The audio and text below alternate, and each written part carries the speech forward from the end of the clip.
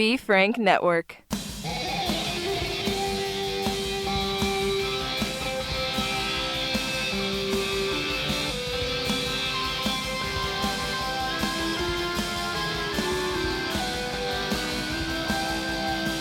Welcome to the Happy Never After podcast. We are right in the middle of our get out of victim mentality, get into taking control of your destiny. No, that's very Tony Robbins. I'm not going to take that line or Guy Fieri's. Anyway, we are here with a very special guest, Air Force firefighter? Yep. Renovator of his home. Watcher of the renovation. Really good watcher of the renovation. Married, TikTok extraordinaire, Eric Norman. Welcome. Hi. Thank you for having me. I appreciate it. You can't hear the applause, but I can, and it's grand. Okay, so we met yesterday. Yes, we did. Yes, Very we did. happy about that. Yeah. And you have a very interesting story. So I was like, before we say any other words, let's record this because all of my conversations now are recorded. I'm kidding. For quality purposes. Okay, so let's walk through a little bit of your life. So you, we can start kind of recently. You just got done with physical therapy. Yes. How do you feel? Today. It was a rough one, but it's a good thing that it's rough, you know, because I had surgery a couple months ago, long recovery for this one, but I'm way better than I was 2 months ago. So it's good. Did you get new tits? No. No, low key though, I kind of wish, in a way, if you will, but no, I just basically got like a new hip. So it's fine. More of a practicality sense behind this surgery, but you know. So one of my best friends had to have her hips replaced after every time she had a baby, and she had, tiny little frame, 3 babies, had her have her hips replaced. I know the things people go through to procreate, you know what I mean? I know. My husband and I, we keep trying, and for some reason, not really sure why it's not taking, considering going to like IVF or something like that. But yeah. I don't know if maybe one of us is just like infertile or something, or our swimmers are dead, but literally we try all the time and we can't get pregnant. So I don't. It's a mystery. We'll myth bust it later. We might not ever know. It's God's hands. Well, okay. Okay, so you had your hip replaced. Why, just for funsies or? No, sort of. So not a true total like hip replacement. I sustained a severe injury when I was on activation orders in New York City for responding to New York's response to COVID-19, and I got a severe tear in my labral. There's a hip impingement, so they had to reattach that and then reshape my bones. So recovery from that's like 5 to 6 months, which is. Can you explain how you got your injury? Just from the duties that we were performing there, the tasks and the job, repetitive lifting, you know, pushing, motions, carrying, things like that for long days. For my team was there for about a month. So it was like a movement pattern injury. Yeah, like repetitive in awkward positions with like heavy weight, like varying heavy weights. So it was just like over and over again, and it just kind of happened. What was the weight that you were lifting? Anywhere from like weightless to, I think the heaviest one was like 750 pounds, maybe. Was that a human being? Yeah. A human being that was 750 pounds? Yes. They should have done a COVID edition of my 600 pounds. Maybe. I'm sure that there's probably some things that I am not allowed to probably, you know, would have to have discretion around, but I mean, it's no secret when you are deployed working in a stand-up morgue, you know what I mean? So I won't get into specifics, but yeah. Well, that's the thing that was annoying me, because I do train a few doctors, and people would post, oh, the hospitals are empty. The hospitals are empty. It's like, yes, they've moved them to a different area altogether to be treated. They're keeping the hospitals open for non-COVID patients. And then there were big, huge tents set up where they would have COVID patients come in. Wait, was that a military assignment, or was that I was there on military. Yeah. military? Okay, so are you Yeah. still active military? So I'm Air National Guard. So Okay. I'm in New York. I'm a New York Air National Guardsman in the United States Air Force. Been doing that for a little over 9 years now. And then full-time civilian, I'm a police officer. You're a police officer currently. Yes. Wow. Not to get off topic, but what did you think about what happened yesterday with the coup? So to answer that, long story long, this is probably the best way. How did I deal with what happened yesterday?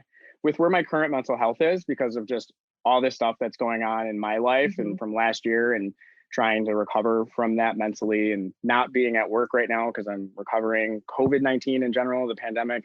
I had a couple glasses of bourbon.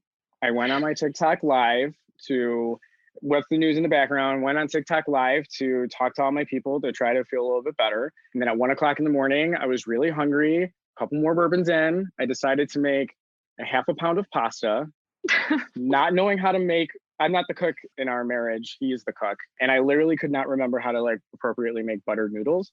So I asked Alexa, and she told me to put in 8 tablespoons of butter. So I did, but I didn't realize that it's 8 tablespoons for like the whole box, not like less than half the box. I then proceeded to eat all of that on my TikTok live. And I woke up, and at physical therapy today, my physical therapist was like, "Are you okay?" And I was like, "No, I'm sweating butter right now." And he was like, "Oh, come on, like, you're okay. It's gonna be fine." I'm like, "No, like I ate like 8 tablespoons of butter last night and half a pound of pasta."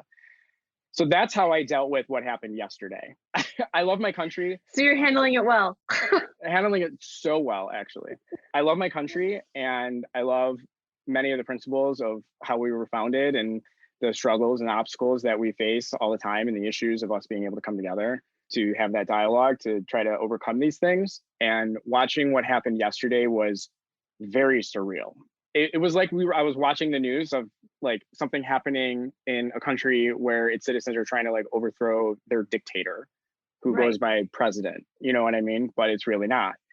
And it was very shocking. It was emotional. It was disheartening. I have a lot of friends that live in the Virginia, DC area. One of them is a police officer, DC police officer.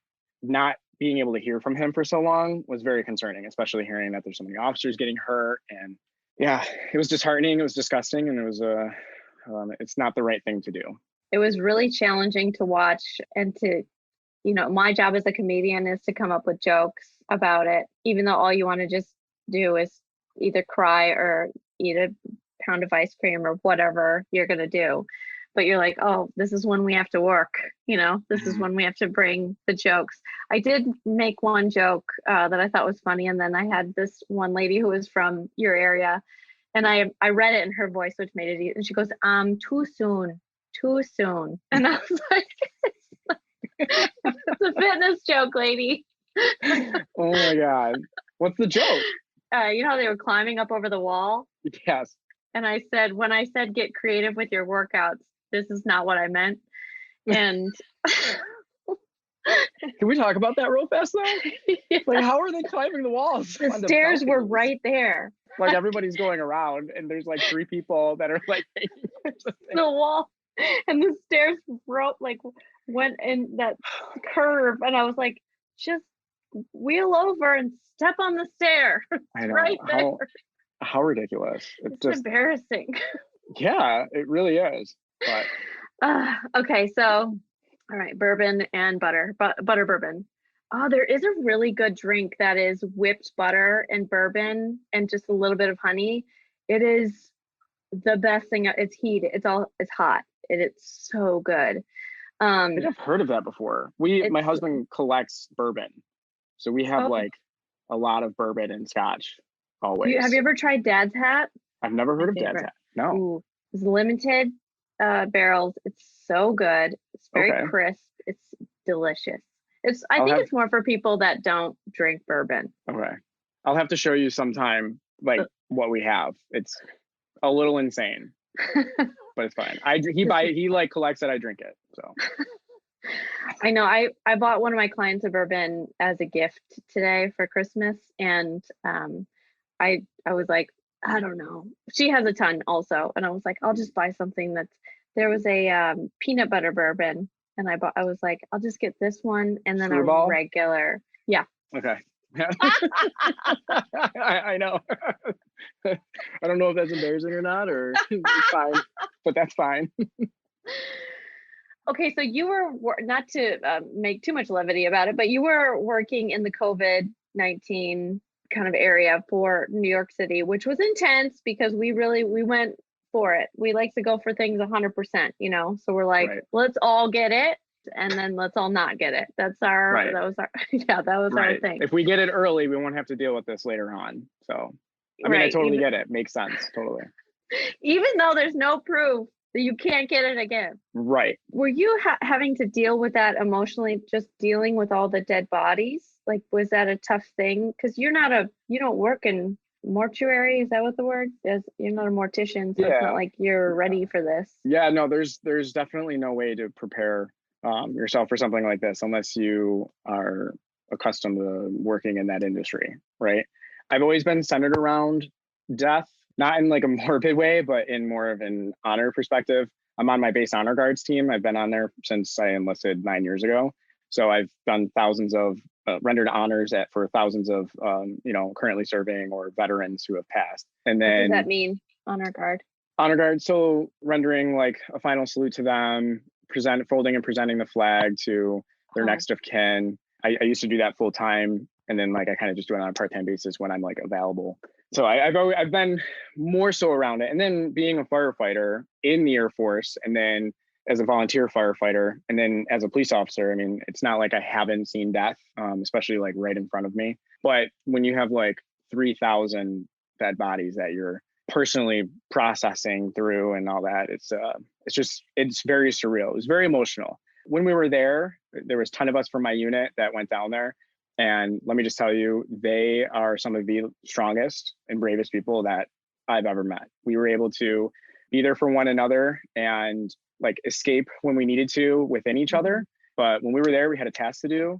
We got it done, and then we came home. So you kind of deal with everything after the fact. When it's all said and done is when you realize that, okay, now I need to kind of process what the hell just happened. And yes, it's very you don't walk in there with refrigerator trucks, hundreds of them, and freezer trailers, and with a bunch of bodies in them, and it's not something that you train for. So you're not like leaning on them, talking about what you went shopping for the next day, right? Right. I mean, yeah. We would talk to some of them, here and there. Wouldn't really talk back, which is fine.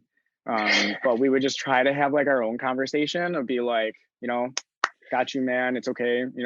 Especially the ones that we were able to release to funeral homes where like family came in and were able to claim a body and then have a funeral for them. There's a lot of people that would either go unclaimed or, were like homeless and can't release them to funeral homes. So New York City, for decades, they have a mass burial site because there's so many people there that on a general basis, not in a global pandemic, pass and, well, what do we do? So they catalog, meaning they, take everything that, it's not like they just put them in a box and put them in a ground somewhere. They know where every single body is. So then that way, if anybody at any point in time ever does claim someone, they can go and exhume them. So then they can have their proper service. So were you feeling pain over a period of time, or did it just hit you at one time? For the hip pain specifically? No, it wasn't like a time, date, place kind of thing. I started to notice it one day while we were in the morgue. And then I went to my leadership and, told the officer in charge and stuff like that. And then we just kind of like, it was just really a dull, throbby, achy pain. Kind of like, I was like, maybe I'm having some muscle pain. Maybe there's a little pull or strain, or, just there was that one really large body that, just did it. And, and I just need to like not put myself in that position again, but we can keep on going. It wasn't shortly after until we came back home, and I told my medical unit, just because like it hadn't gone away, but it hadn't gotten worse and it hadn't gotten better. It was just a dull, throbby pain. And I'm like, if it was muscle pain or like a hip flexor issue or something like that, where you just need to give it a couple of days and stretch and stuff, it would be better by now. So I told them, of course, standard protocol, go to your physician, go see a specialist, x-rays, MRI. I have a severe labral tear. And I was like, whoa. So we tried some PT at first, zero relief. We had a cortisone injection, 70% or so. And he's like, yeah, I recommend surgery. And I was like, okay, can we wait until November though? Because this was in August. I was like, can we wait till November? Because on the 7th, I'm getting married and I don't want this to screw with that. So if You there's just one got good thing, married. oh yeah. So I was like, if there's one good thing that is literally going to come out of this year that I can have any control over, it's going to be our wedding, and it's happening no matter what. So did the shot, got married. 4 days later, I had the surgery. Oh my God. So what better time? It's in winter. We're still in the pandemic. I can't go anywhere anyway. So So maybe it distracted you. What? Because pain can make you depressed. That's why they have a lot of pain medicine that is hybridized with antidepressant. Like Cymbalta is pain and Prozac together. So yeah, I'm just thinking of your mental state. And then you got married, and your husband still wanted to marry you. Right? I asked him too, like the day of, like we just took all the pictures even, and we're like, literally, it was kind of like a gaggle. It wasn't anything like walking down an aisle or, assigned seating and stuff like that. It really just kind of like came together. What ended up coming together was like completely unplanned, and it was way better than we could have had ever hoped for. It was so beautiful. So it was just this gaggle, and like we're standing there and everybody's kind of like getting in their spots, and I'm looking at him and I'm holding his hand and I'm like, hey, you sure you want to marry me still? Like now is the time to not get married. Say it now, or literally forever hold your peace. And he was like, okay, yeah, no, of course, let's get married. He's like, yeah, okay. Your body's sick right now. You've been carrying 700 pounds every day. Absolutely. So we're standing there and I'm looking at him. I was like, okay, can you take off your mask then? I was like, I'm not getting married. And like looking back 30 years from now with our kids, new girlfriends, boyfriends, whatever's, and looking back and being like, oh yeah, look at us in our masks for our pictures getting married. No, not remembering that from 2020. I know. I had a client who had a baby during COVID, but on the first night of curfew, and they got pulled over. I know. Wait, like they were going to the hospital because she was in labor? Yes, she had the baby on curfew night. I know. I was like, oh my, and it took her 8 years to get pregnant. She's just like just so tough. Did she get to the hospital or did she? Yeah, they did. Yeah. Okay. They got pulled over and he was like, labor. And they were like, go. Are you talking about the curfew night at the end of May? First night? Yes. I was there. Oh, you were? I was there then. Beautiful time of year. We got there a week-ish beforehand. So we were living life without any of the where did you live? Situation. We stayed at the Moxie Chelsea. Oh, nice. Was that 28th or 6th or something? I don't know. My studio's at 20th and 5th, where I personal trained during the day. Oh, so, okay. Yeah. You weren't that far. We were able to get from Moxie Chelsea to the Brooklyn Pier site where the morgue site was in less than 20 minutes. Yeah, it's pretty easy to get because you just went Brooklyn Bridge, right? Bridge or the tunnel, but there wasn't any traffic is what I'm saying. Like it was just, we were boom, boom. And it was just so surreal to be in New York City. I've been in New York City dozens of times and it just didn't feel like New York. Did your husband did you get to spend time with him when you were working here? Okay. No. So I was activated for a little over 100 days. Part of before and part of after was at my home unit, which is in Niagara Falls. But for that month, that's the most romantic place on the planet, is what they say. It can be. I mean, Niagara Falls in Canada, I like grew up with them in my backyard, basically. So I'm used to it all. When I was there, I was staying at a hotel because technically I would come home on the weekends to like recharge and visit, see my dog and see my fiance at the time. And I'm sorry, somebody wanted to come in and say hi. He's a little upset because he can't lay right next to me actually, but that's fine. Anyways, sorry. So I was staying at a hotel that was like a mile away from the falls. So I was actually running like every other day when I was there. And like I'd work out and they allowed us to use the gym in the hotel because it was just guard that was staying there and one person at a time. And then I would go out on like a 3-mile run and I just run down to the falls. That's kind of where I started to get a lot of followers on TikTok, like slowly, because I would get there. And to be honest with you, I love running. It's my coping mechanism. It's my self-medication. And I get very positive through that, like the endorphins and just everything. So I'd get to the falls and I'd make like a TikTok video of like positivity and just be like, say whatever was coming to my mind at the time, and then be like, oh, by the way, low key, I'm here at Niagara Falls right now, and it's going over the falls. It was great and beautiful. But anyway, sorry, long story. Okay, so your TikTok, when you're making positive videos, were you talking to yourself in those videos? Were you like self-medicate like with positive thoughts, or is that something that you were like really feeling because you were on a runner high, or are you just naturally annoyingly positive? What's going on there? How about we just do a hodgepodge of all of that? Okay. And it's more so, I've always been an advocate for mental health, especially because I've seen that there's a huge stigma in the major areas of my life that people don't talk about mental health because of. You know, in law enforcement and then in the military, everybody's always afraid that you're going to take my gun away, I'm not going to be deployable and all that stuff. And it's a huge stigma.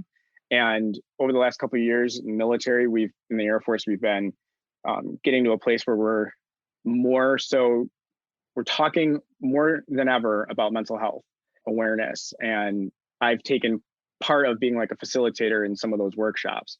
At the same time, and I'm now military full time and back into that mindset, and I'm running and stuff. And I'm like, man, 2020 like sucks.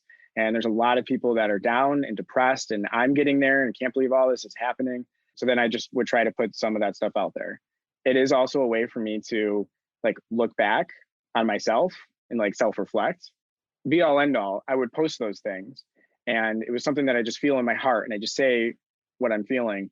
The support that comes out of that the messages that I would get from people and the comments was just overwhelmingly like beautiful. And it just encouraged me to keep doing that and growing that. And then, you know, through New York City, getting hurt, surgery, literally just posting my life on the TikToks. Next thing you know is like now this community is growing and people are talking about it and coming together, and it's great. It's beautiful. And because we need each other. We do, but a lot of us like just don't, you know, and we need the people out there to get in, you know, front of somebody and say, hey, it's okay that you're not feeling okay right now. Right. But just know that it's not going to last forever. And well, also you're from Rochester, originally Buffalo, right? Correct. Yeah. Born and raised in Buffalo. That's also not a big mental health area. That's very like tough old boys, knives, you know, the whole, we want to feel something, shove it down and go build something instead. Or like, you know what I mean?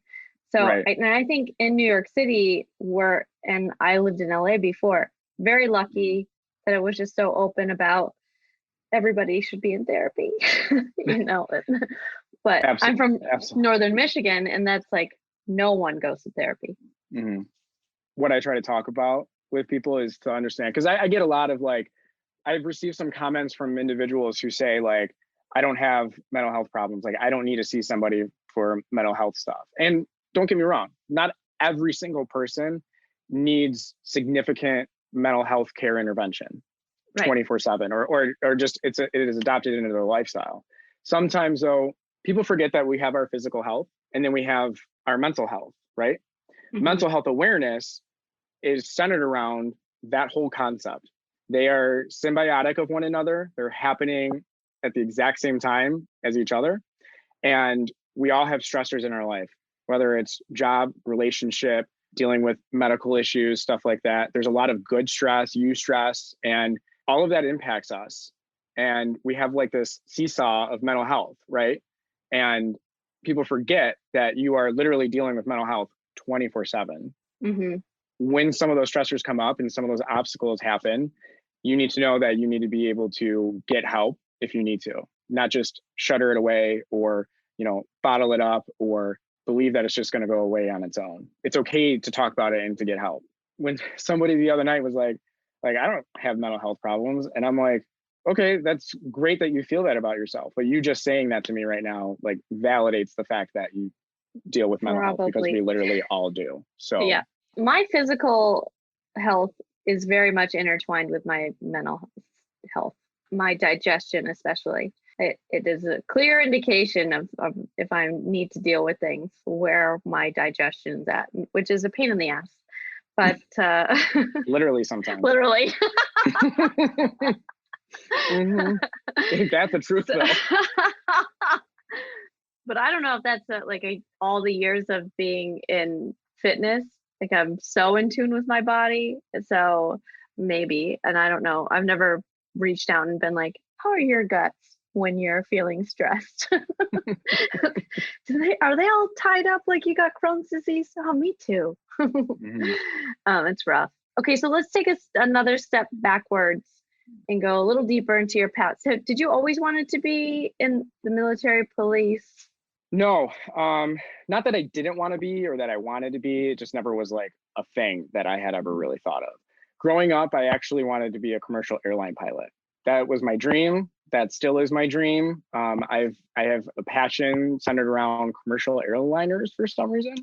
My first word was a version of the word plane, which is very embarrassing. I just want to cut in for 1 second and say, as a gay man, you keep picking jobs that you could get so much puss, you know? Tell me about it.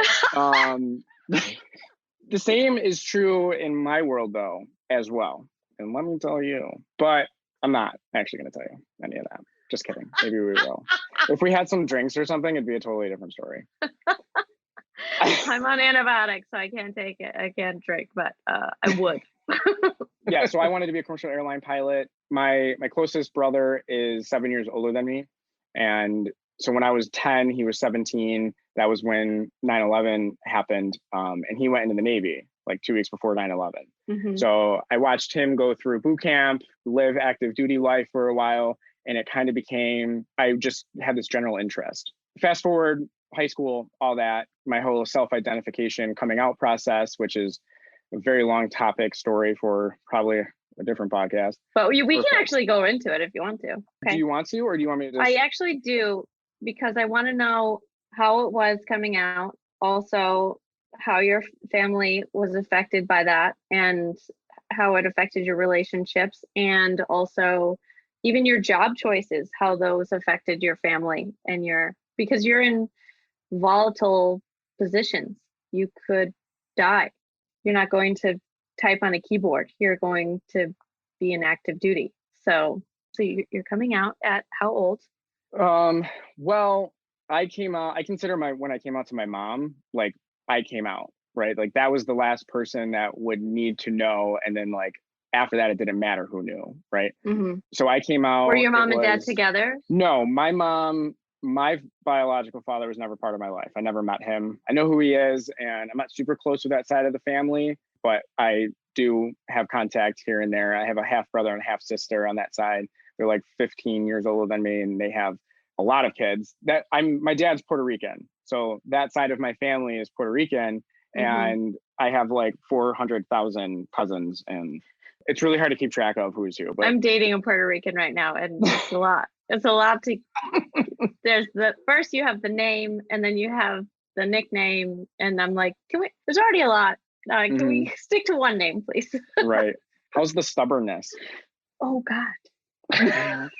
I know, I'm so stubborn, and so is everybody in my family and every Puerto Rican I've ever met. So even when I'm like looking for empathy, he's like, don't come to me with this shit. And I'm like, fine, I'll be a big girl. Well, it sounds like it works, which is good. It does. It's annoying. Yeah, Frank is like that, especially, actually. He's like, why are you always so stubborn? And I'm like, I can't help it. It's genetics. I'm not kidding. Like, I'm not lying to you. It really is. So my dad wasn't a part of my life. Why wasn't he a part of your life? Okay, my mom, I was born on my mom's 2nd year anniversary of being drug and alcohol free. Okay. So she has lived 32 years now sober. That's how they met when I was younger, or before I was born. When my brother was younger, they met through drug use and hanging out and stuff like that. So he wanted a party girl. Yeah. So I was a happy accident. And then my mom stayed clean. He didn't want to stay clean. So basically, he went to the store one day. Literally, this is not the cliche. He actually went to the store one day to buy cigarettes, took my mom's car, came back with the car 3 days later. She said, if you can't get sober, then you can't be a part of our lives, because she's trying to go through recovery, and she's got a 5-year-old and now she's got an infant. And boom, he literally just never came back after that, which I am better for, because he couldn't get clean. He passed away 10 years ago. I never met him. So there's that. Then in my mom's life, she said, boyfriend after boyfriend. And, you know, I mean, she deals with a lot of her own mental health struggles, especially from her drug use and then her childhood and stuff like that. It's all affected her, which affects us. So growing up, I grew up in counseling, and I've gone to more AA meetings than I think I will ever, like a lifetime worth of AA meetings. And so all of that together, she also rooted herself through her recovery in our church that I grew up in. We're a Christian, non-denominational. And she married somebody when I was 5. They got divorced when I was 9. And now she's back to being a single mom, raising just me. My brother went into the Navy, and we got away from the church just because she was working a lot. I got to being the age when you can go to youth group, and I went back to the church and started going to youth group. So I was going back to church like twice a week. The church became my entire life. I centered around my whole aspect of my life was that church. I went on missions trips to Costa Rica. We did outreaches, you know, locally in the Buffalo area. And I was living the life of a born again Christian. Through that, I found purpose and a sense of belonging and sense of service. I felt like I was able to navigate my self-identification process easier, because this is me, like, here's the guidebook to you being you. All while in 1996, when I'm 6 years old and I'm in the theater with my mom watching Titanic for the first time, and Rose lets Jack go, and I start bawling my eyes out because I was so emotional over the fact of how hot he was and not understanding that he is hot, like those things. So like, since 6 years old, you know, knew that I had this attraction towards men. Fast forward to puberty, and, you know, the sexual reproductive organs start flipping on, and I'm like, what in the hell is going on here? While combating my, you know, relationship with Christ and my church, and understanding that the thoughts and feelings, I am choosing that, and it's wrong, and, you know, I need to get help. And I say brainwashed, and I don't ever mean to offend anybody, but I literally thought that everything that I was being taught and reading in the Bible, like, I was an abomination and I needed help through my church. So I sought help through my church, which totally backfired.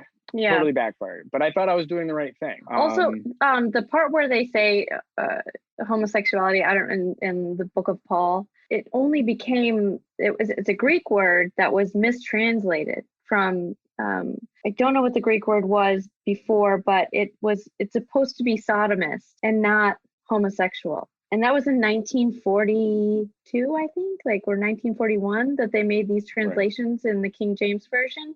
And they even say when a man lays with a boy, meaning a minor, meaning someone that's not able to manage their own sexual life. Yes.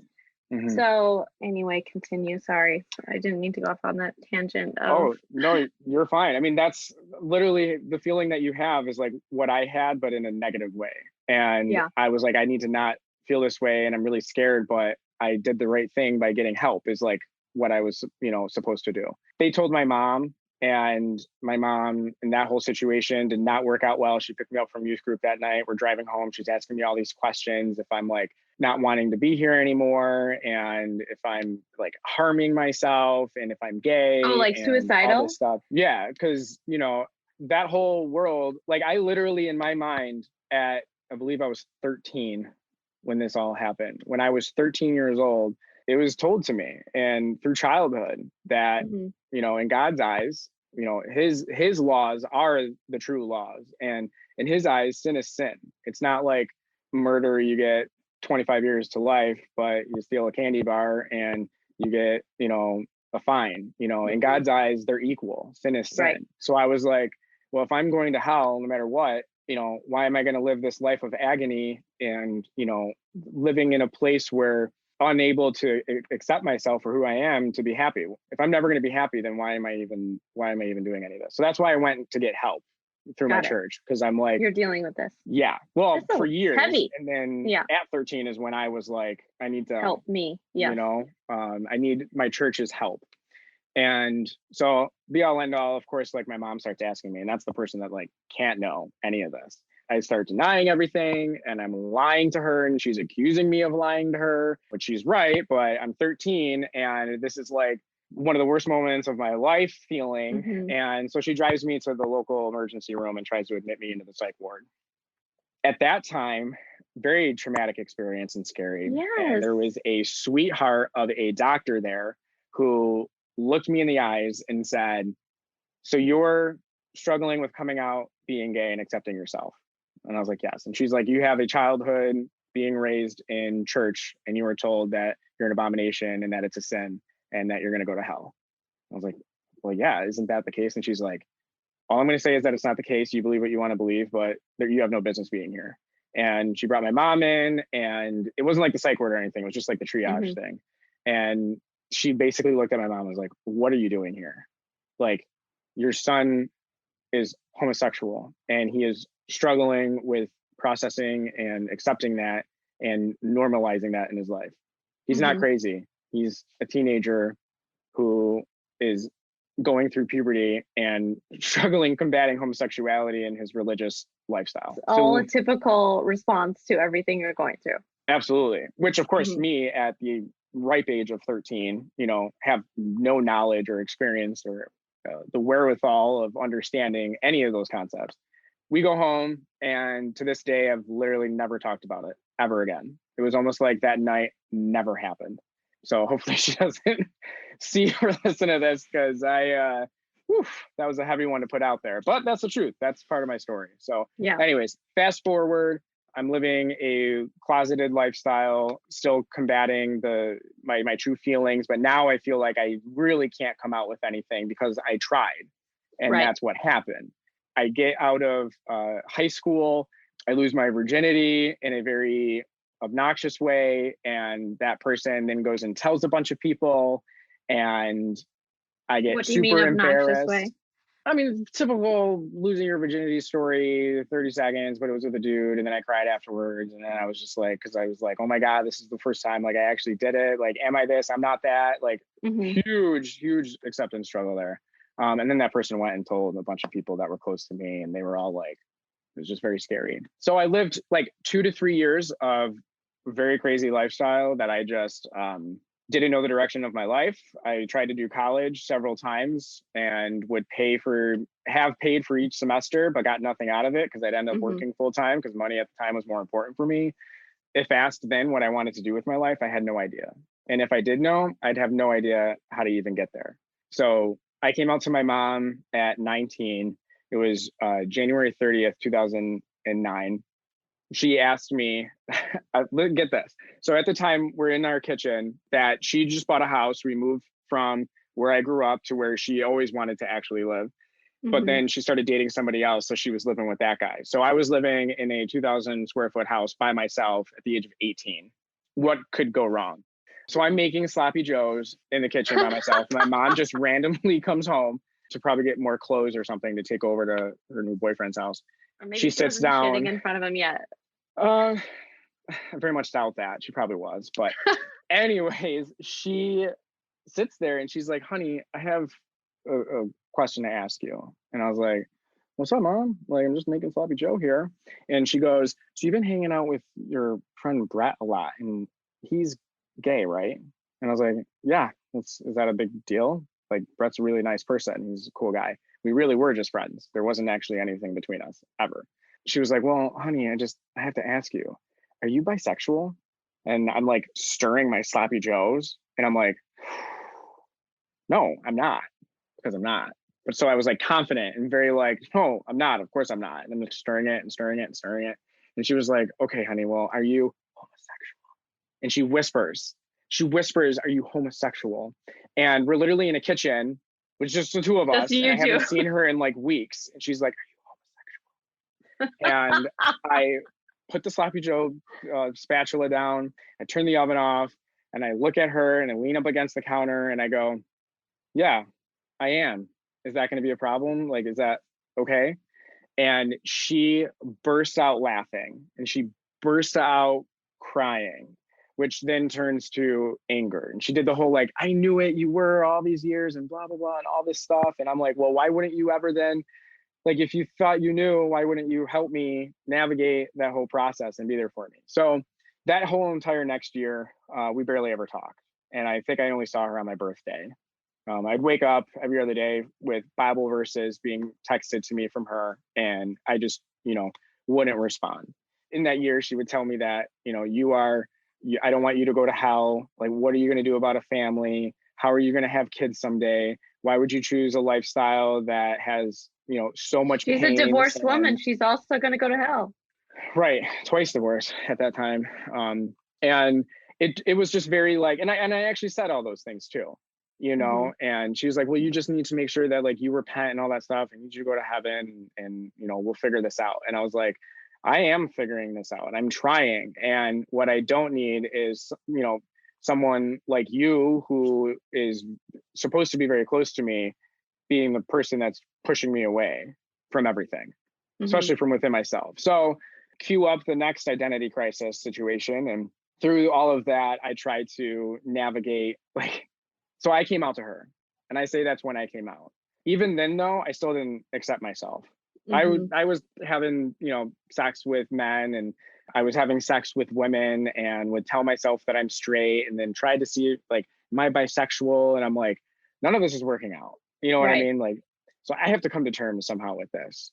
Through my first marriage, before we were married, my mom, even in front of him, even after we were married, would still make comments of like, well, I still think that you're going to end up with a woman, someday, and you're going to have a family, of your husband, and that you're just bisexual. And I'm like, yeah, right in front of my husband. Like, I'm like, which I always feel like it's so hard when family is not supportive of your marriage. It makes it not even like 10 times, or it just makes it 1,000 times harder to stay together.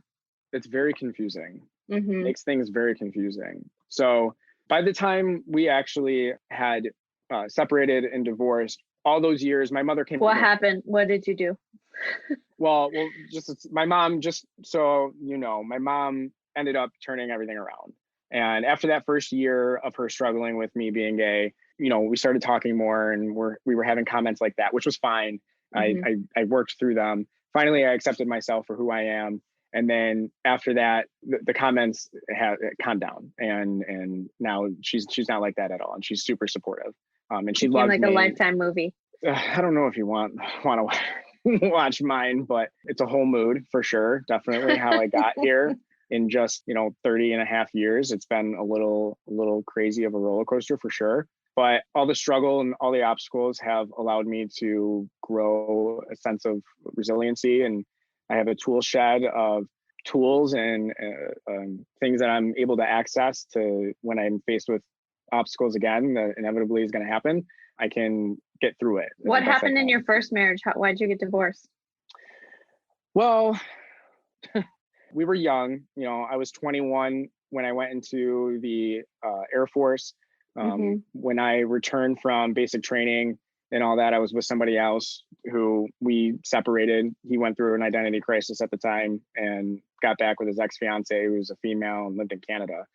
Left him, had some my grandparents, weren't doing good. My grandfather had passed away. And then this guy at the same time, I just had this new connection, and he was there for me the entire time through everything. And it developed into a relationship, and it was fun and inviting, and it was beautiful at the beginning. But I was also struggling with a lot of mental health that I wasn't dealing with, and I was in denial about, and I wasn't proactively or reactively taken care of.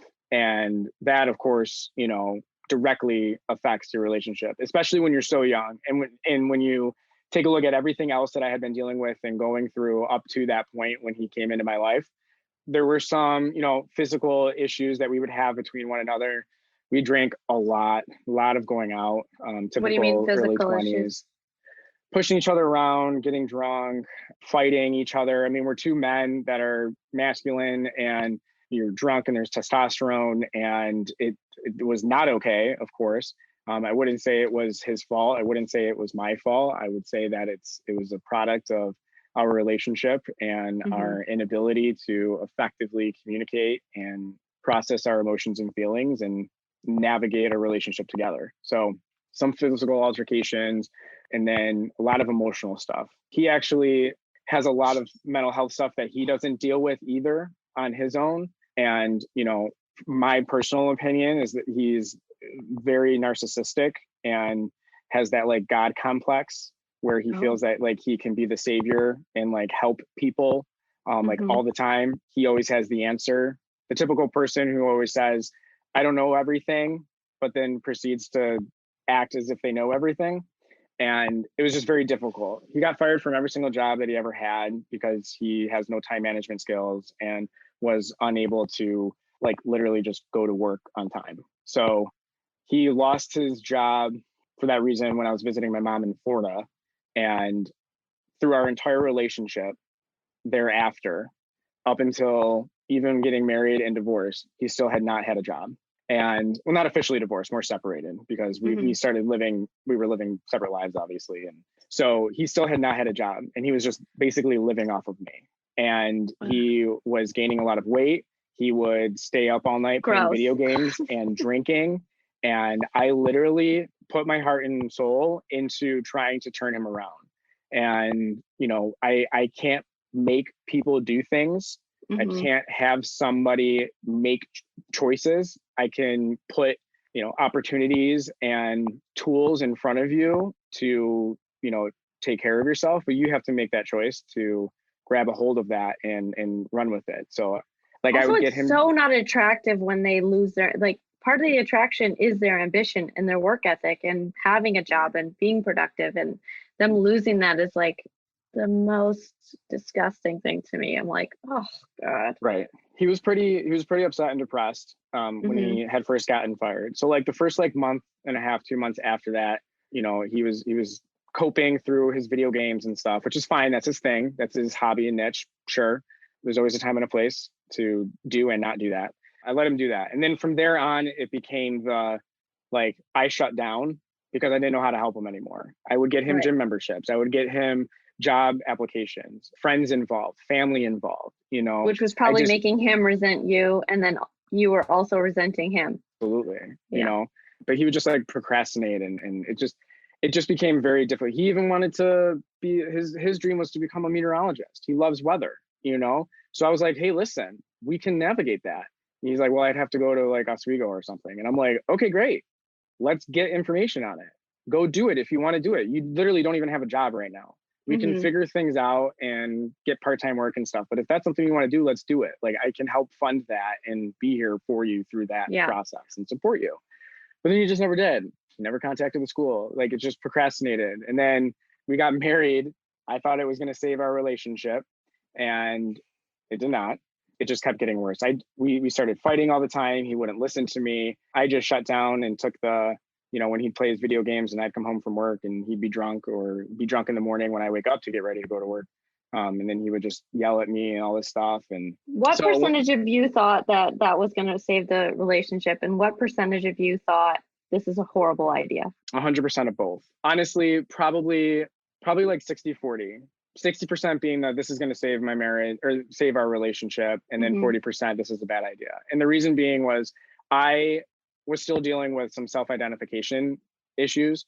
And I hadn't accepted the fact that like I can live my life with another man and have it be a beautiful and amazing relationship in life, and thought that it was never going to happen again. That I have somebody now, I'm never going to find somebody again. And I've invested 5 years of this, and like it's literally not going to go anywhere.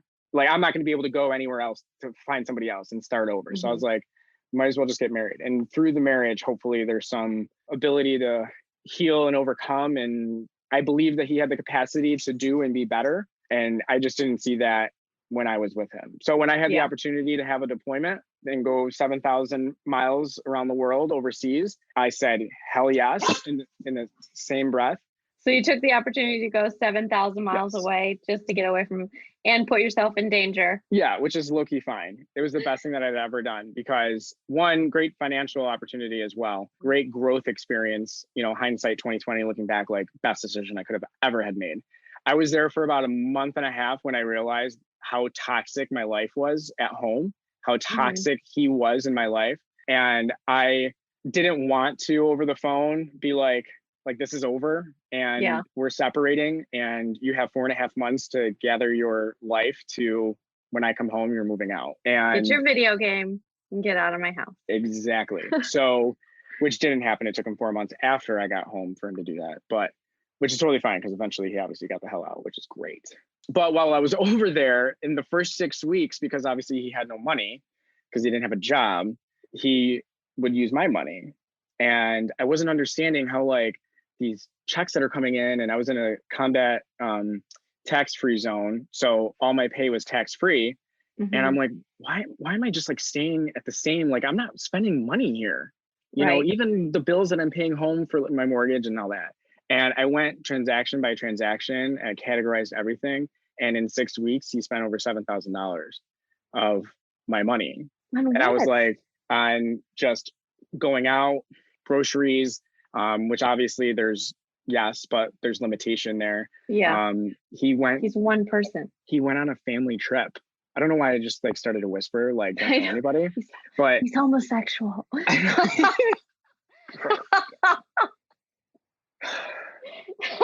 So he went on a family trip and paid for everything for everybody. Wow. And so it was very explain yourself. And he's like, well, I'll pay you all back. All of it I will pay back to you.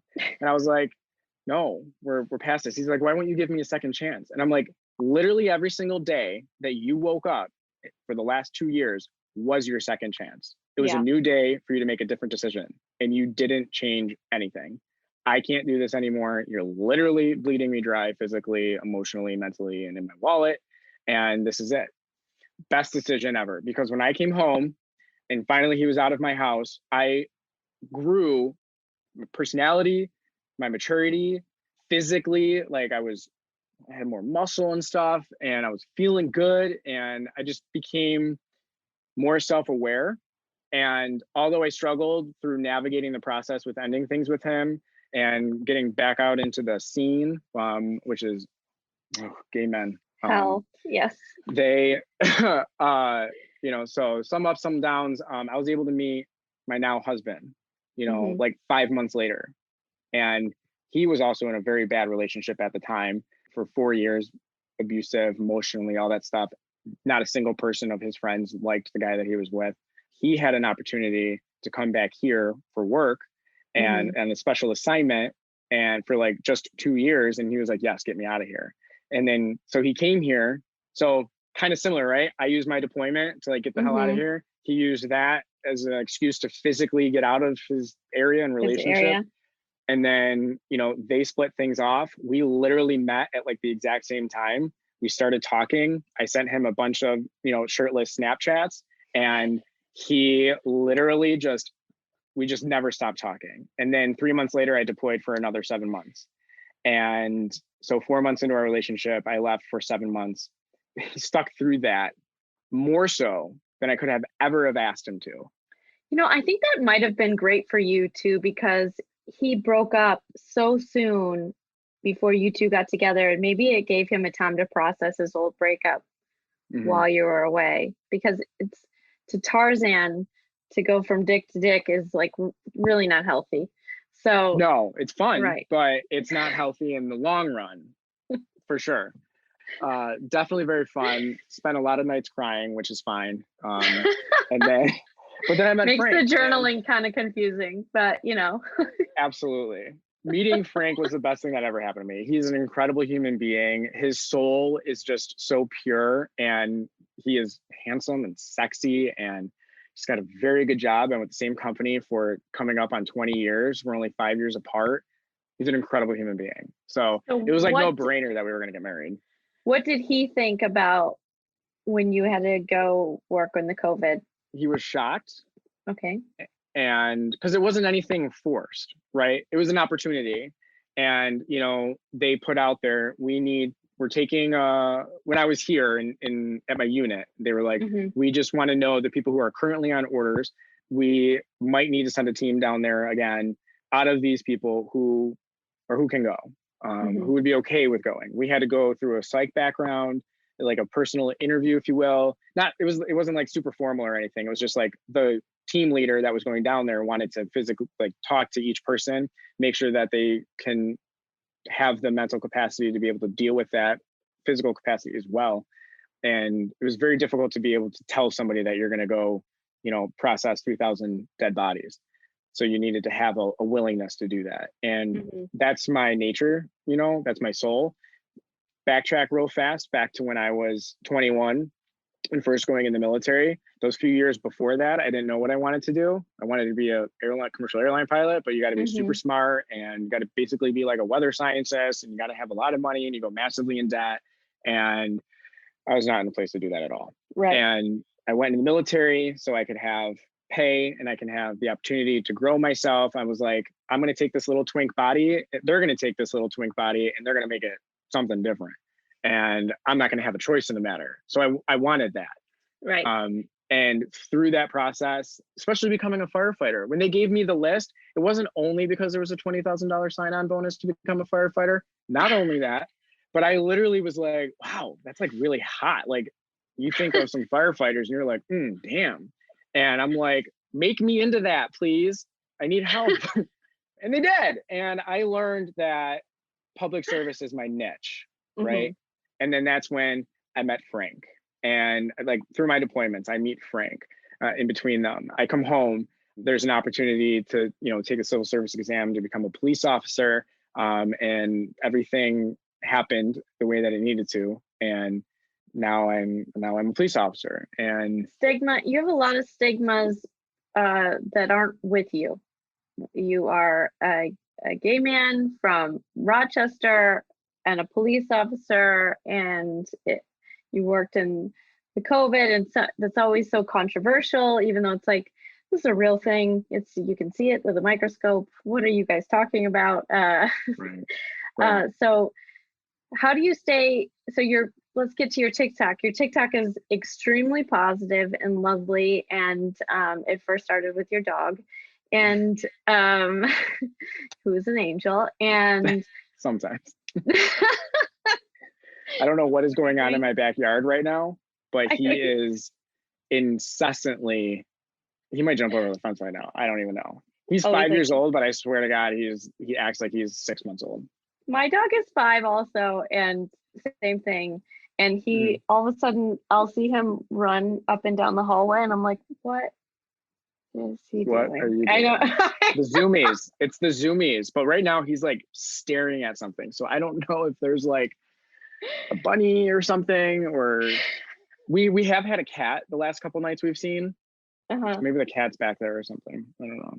There were Anyways, two sorry, cats refocus. breeding right outside in the cul-de-sac right here, and my dog Mhm. was like, what are they doing? I'm like, okay, I'm gonna sit you down and talk to you about the birds and the bees. Oh my God. What I they're love doing. that. We're about to have a lot of little kittens. I love that. Oh my God. So I feel like you're kind of a kindred spirit to me, because I also grew up, I went to youth group. I did all the mission work, everything. We went to the Appalachian Mountains, put siding on houses, put windows Mhm. in, did everything. I used to have a journal. It was so, I wish I had it still. I would start it out with, it was like a conversation with God, and I was like, well, today, I tried to be the best example, but really these guys are not listening, and they're just fucking off, and they're doing whatever they want. And I'm just sticking my nose down, like, what a nerd I was. Like, what? Oh my But I God, that's also hysterical. believe that that's how I like to live in, I like to volunteer Mhm. quietly and without, I don't really boast, I'm not boastful about it. There's a lot of programs that I love that I just try to go and do work. And I think that is the foundation of that is from my childhood. And I feel like it's the same. Maybe it's the same with you. I think I have had a unique opportunity to have experience massive amounts of loss and pain through navigating my own self-identity and coming to realize that I need to accept who I had this ideal image of myself, mind, body, and soul, but my self-actualization was not that. And because I didn't meet that, my whole self-concept was always out of whack. So when I finally was able to marriage both of those together, I was able to finally become the person that I am. I didn't become anybody that anybody wanted me to be. I finally came to terms with, okay, it actually really is okay to just be you and to adopt these different aspects into your life to grow as a human being and further your most authentic self. So when I talk about loss, and I'll just mention real fast, because this is why mental health is very important to me amongst everything that I've been through, and just knowing that getting help is okay. And we need to empower each other to make sure that we still talk about that. I have, for some reason, suicide has been around in my life extensively. Not necessarily me, but people around me.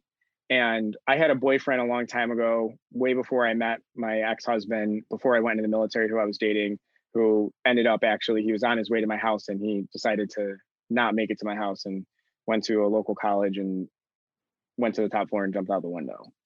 And navigating that whole period of my life was very difficult, very interesting. Growing up, kids in high school that were killing themselves.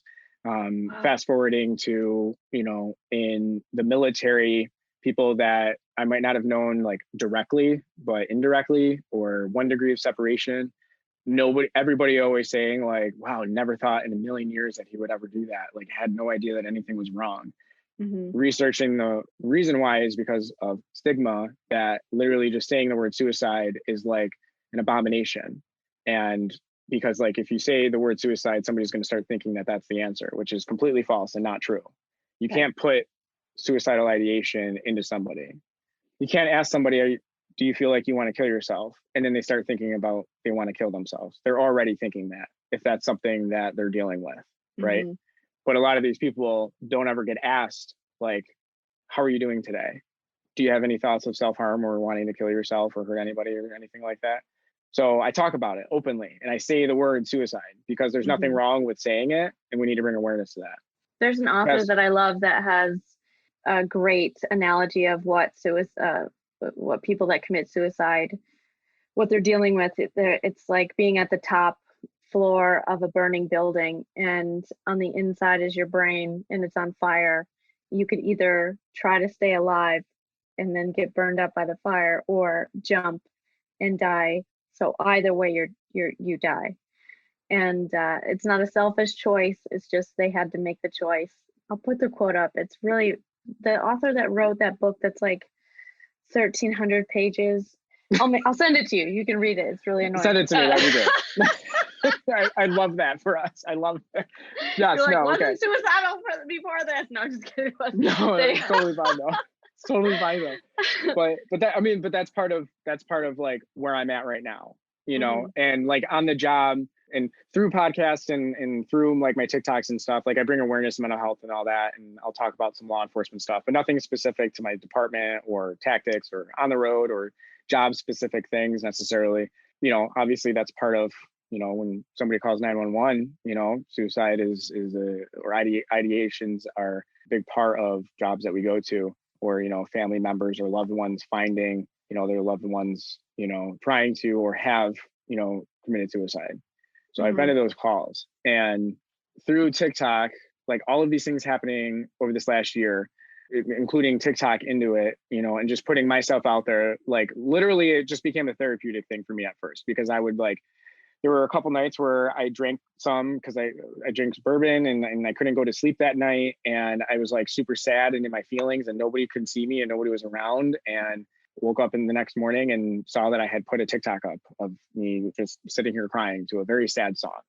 And the support that came out from that was enormous. It was incredible. And like, I couldn't respond to everybody. And you just can't. There were so many comments and so many people and so many DMs, and it was beautiful. So I just started to talk about it. more, that then turned into what it is now, which is, talking about going into my surgery and then posting my anesthesia, coming out of anesthesia videos. Oh no. Which are massively hysterical. And I laugh at myself like so hard because I'm so stupid and like dumb growing the account. And then people always coming back to me and just saying things like, if you ever need anybody to talk to, I'm here. And I'm like, same to you. And then I just started pushing a more positive message through other videos. And then I still post my comedic satire stuff. I just show my life on there, and it's created this community of support that's centered around mental health awareness, by just opening up my life to be my most truest, authentic self. If you're on the right side of TikTok, it's the most fun, most loving social media platform that you ever could. But if you get off on I'm not even gonna say it out loud because they follow everything you say, but if you go to the dark side, it is bad. Like it goes not fun. And I remember it got me through COVID. I would laugh so hard. I was shaking on the couch. I was laughing so hard at TikTok videos. And I was like, you're saving me. I think that I have ended up crying since day one of my TikTok. I think I have shed more tears out of laughter than I have from dealing with, things that I've been going through in this last year, which I think is incredible. Will you share your TikTok handle with everyone? Absolutely. So it's @officer_Norman. That's what the TikTok handle is. Everywhere else, like my Twitter and Instagram and all that stuff, it's Eric Norman Lives. So that's everything else. But we now have this community that's the Be the True You community, Facebook group. And then I have a Facebook page out there, and then my Instagram now, and it's just all slowly kind of growing. I'm in the works of trademarking another word to kind of call our community, which is called a co-moodity. Co-moodity? Co-mood. So like CO and then capital MOOD and then lowercase ITY. So co-moodity. Because I keep saying like, this is a community of support. And then I always say phrases like, well, that's a whole mood. And then it kind of all of a sudden became, come be part of the community of people that come, for support. So it's just, I don't know. We're very real. It's very comedic, and just putting ourselves out there and how strange and weird and honest we can be with one another, because we're all a little effed up. We're all a little funny, some more than others.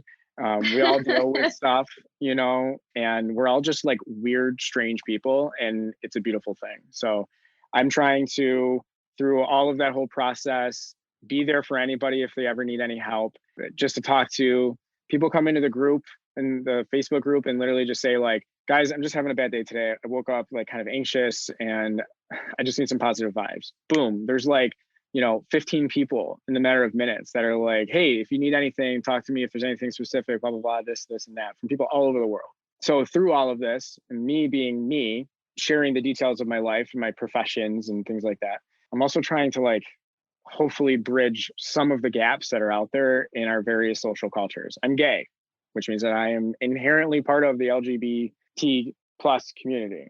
I am a police officer, which means I am part of the law enforcement culture.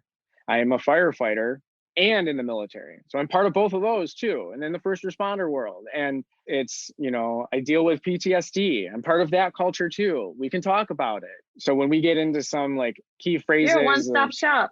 Something like that, Sure. And it's free. I'm free. I was like, wait a second.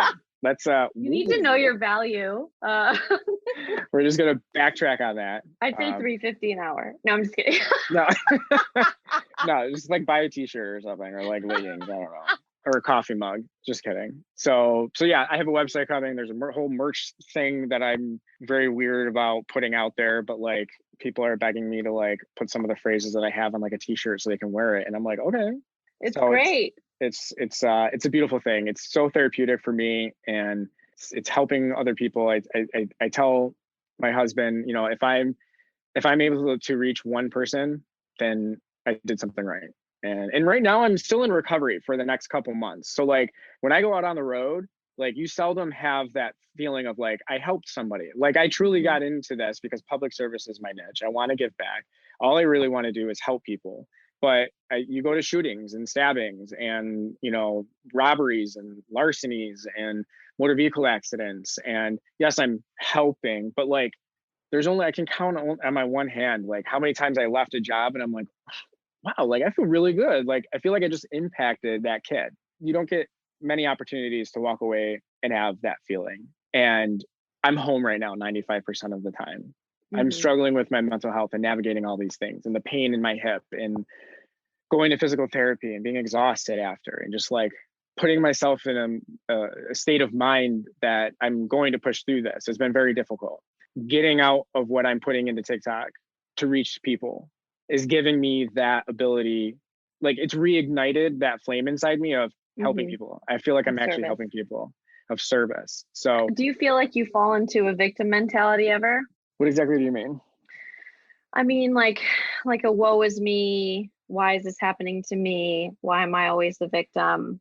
Like manipulating everyone to believe that you are the weak one. Like my hip is hurt. I've gone through all these things.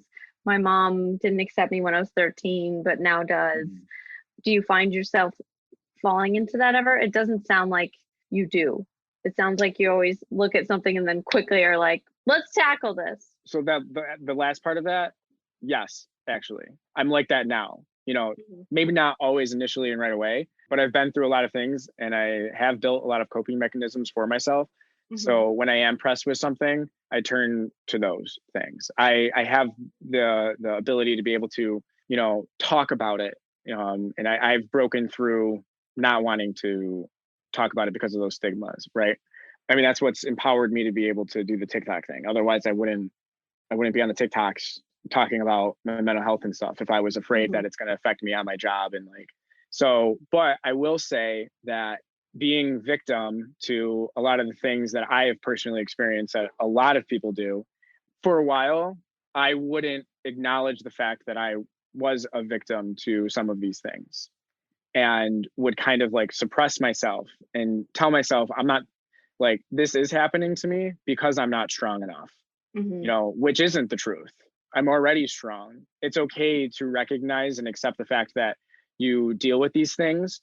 And, you know, being a victim of something that somebody does to you or you do to yourself, we are multiple people, right? We're dealing with different things. I'm a police officer. I'm gay. I'm a firefighter. I'm that. I stress about school. I'm still a student right now, finishing my bachelor's degree. I drive a car. I'm a driver on the road. Like, you just deal with all these facets of everything, and you're always combating yourself and trying to keep yourself in tune with who you are, so you can be your own victim to yourself. I want people to understand and recognize out there that it's okay to sit back and realize that you are a victim of those things that happen to you. But what's not okay is to sit here and say, I'm a victim and this is never going to get better, and sit and live in the victimizing yourself to just have that support there. Because that, personally, you know, and I don't have any extensive medical training or anything like that, or mental health training. Some, yes, through my profession and through school, but victimizing yourself and living a victimized lifestyle will further decrease your mental health and just make things so much worse. It's like you just keep digging this hole that doesn't have a ladder for you to get out of. But we all have the capacity to change. We all have the capacity within us and the strength to get out of that hole, even if sometimes it takes, you know, a group of people to throw down a rope to get you out. And that's what it's about. It's about realizing that, yeah, you can go through shit. You can feel not okay, but you need to understand and self-actualize that you're not always going to feel that way. It's okay to say that I don't feel this way. That's step one of literally getting help. It's kind of like going into recovery. The first step is admitting that you're an alcoholic. You know what I mean? If you're dealing with, you know, drinking a lot, and that's the first thing, is like, first step, okay, I'm not feeling good and I need to do something about that. Watch YouTube to learn how to build a ladder and then get yourself out of that hole. Yeah, exactly. Okay, so we have to wrap it up, but where can, say your TikTok again one more time? Okay, so my TikTok is at @officer_Norman. Okay, and then where can everybody find you otherwise? You can find everywhere else, like Instagram, Twitter, my Facebook page. All of that is under Eric Norman Lives. So like at Eric Norman Lives. You can also find me on direct.me/Eric Norman Lives. So like if you go Okay. there, which is actually a social media site that I'm verified on, low key myself Oh, up there, blue check mark. famous. You go there and it has all the links to everything else. It's basically a launch page. So Got it. Yeah, I think Doc B of Doc Talks is also verified. He was like, I just got verified on Direct Me. And I was like, yeah, you're welcome, Doc B. you famous. I told them, I was like, Doc B, like you need to get on direct.me and you know, switch your launch page or whatever over to that. And with who you are and everything and your background and credentials and your TikTok following and social media and all that, like there's going to be no problem with you getting the check mark. So it was So like cute. 3 days later, he was like, sent me a screenshot and I was like, told you, you're welcome. You're welcome. Amazing. And then you're going to have your website up soon, which we will post on Happy Never After Podcast Instagram. So make sure to follow Eric Norman on all of his sites. I will tag all of those and put those up on the actual episode on iTunes. You can listen to this on any platform, but you're already listening to this if you're hearing me say this. So make sure to follow also at Be Frank Network. That is the network that we're on.